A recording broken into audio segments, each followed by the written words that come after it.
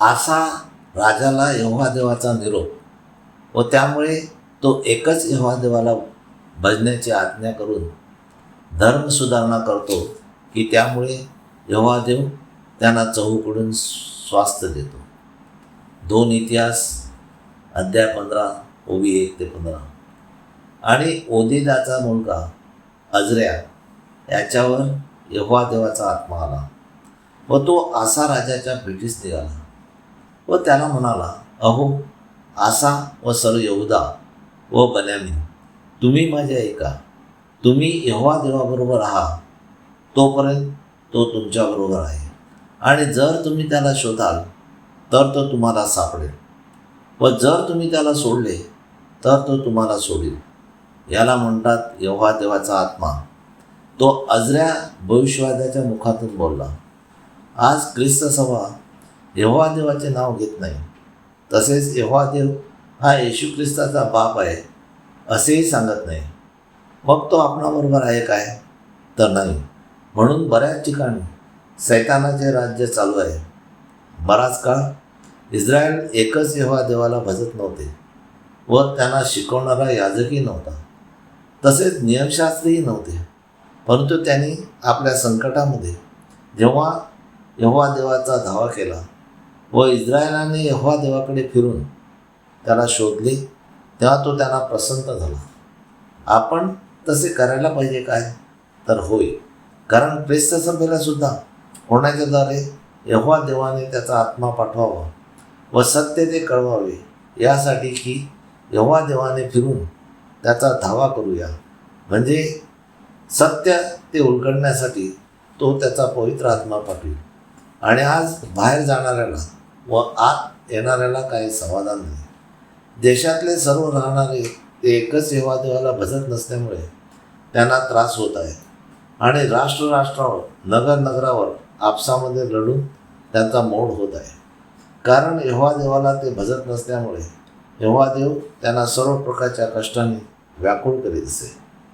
अजऱ्या आसाला म्हणतो, तुम्ही तर बलवान व्हा, तुमचे हात गळू देऊ नका.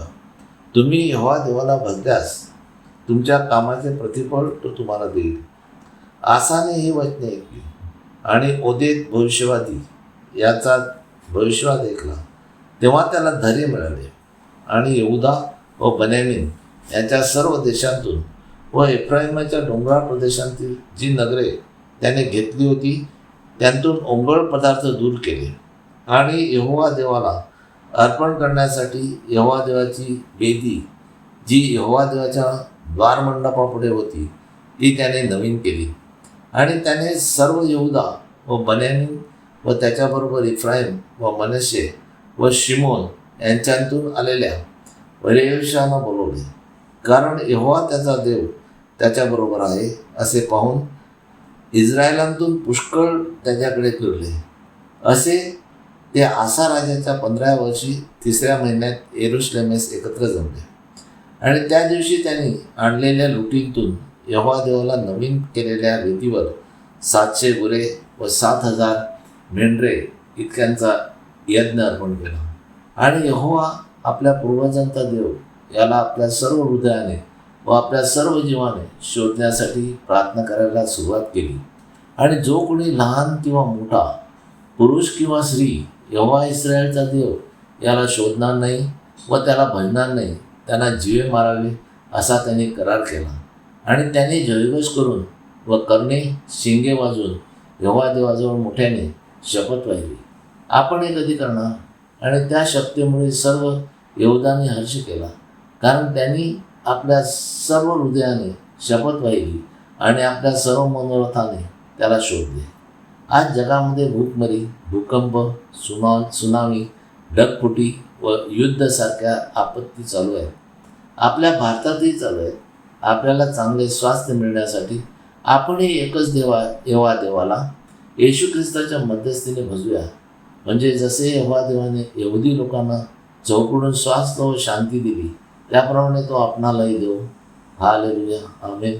यहोवा देवाचा सेवक Anthony John Pereira, praise God, hallelujah.